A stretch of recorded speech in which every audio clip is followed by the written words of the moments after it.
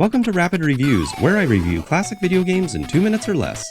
Enduro Racer launched on the Sega Master System in 1987, bringing a modified version of the arcade dirt bike racer into homes with a unique top-down twist.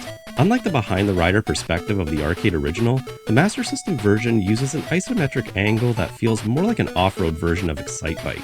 You race against the clock through a series of increasingly difficult stages filled with ramps, cliffs, rocks, and water hazards while dodging other bikes and vehicles. The gameplay is simple but fast-paced. Accelerate, brake, and time your jumps to avoid losing speed or wiping out. The goal is to reach the finish line before the timer runs out, and there are no continues, so every mistake matters. Remaining time from each previous stage is carried over and added to the timer on the next stage, up to a maximum of 99. The Japanese version of the game came on a 256 kilobyte cartridge and featured 10 unique tracks, while North American and European releases were limited to 128 kilobyte cartridges and featured only 5 tracks, which repeat twice. This was done purely as a cost-saving measure, effectively cutting the game in half and removing additional visual elements, including a post-race map. You can upgrade your bike between levels to improve performance and even repair previously incurred damage, a nice bit of depth for an otherwise simple 8-bit racer. Controls are tight and responsive, requiring very little learning curve. The visuals are bright and colorful, as you'd expect from most games on the Master System, and the sprites are sufficient in detail and size.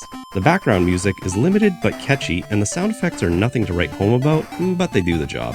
Enduro Racer on the Master System may not be a perfect arcade conversion, but it still has a charm to it. It's not a terribly difficult game, it's short, and the replay value is pretty low. If you're looking to add this title to your collection, the Japanese version is the better value as it contains the complete game as originally intended. That's all for this review. Remember to mash the like and subscribe buttons. See you next time, bye!